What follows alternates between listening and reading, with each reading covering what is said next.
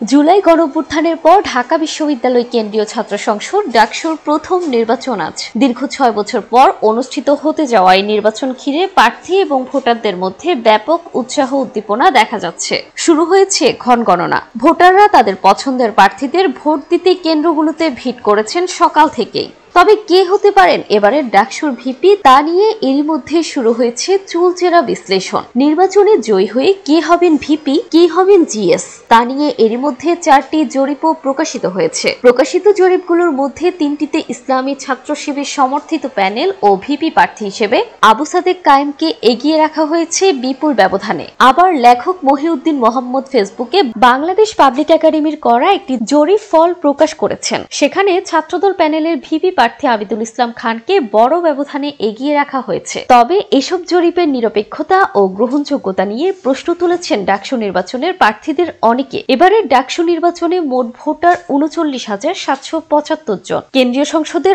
২৮টি পদের জন্য লড়েছেন ৪৭১ জন প্রার্থী, আর হল সংসদে প্রতিদ্বন্দ্বিতা করেছেন ১,০৩৫ জন। নির্বাচন কমিশন ইতোমধ্যে বুথ সংখ্যা ৭০০ থেকে বাড়িয়ে ৮১০ করেছে। এছাড়া নির্বাচনকালীন নিরাপত্তার অংশ হিসেবে ৮ সেপ্টেম্বর রাত ৮টা থেকে ১০ সেপ্টেম্বর সকাল ৬টা পর্যন্ত ঢাকা বিশ্ববিদ্যালয়ের প্রবেশ পথগুলো সাধারণের জন্য বন্ধ থাকবে।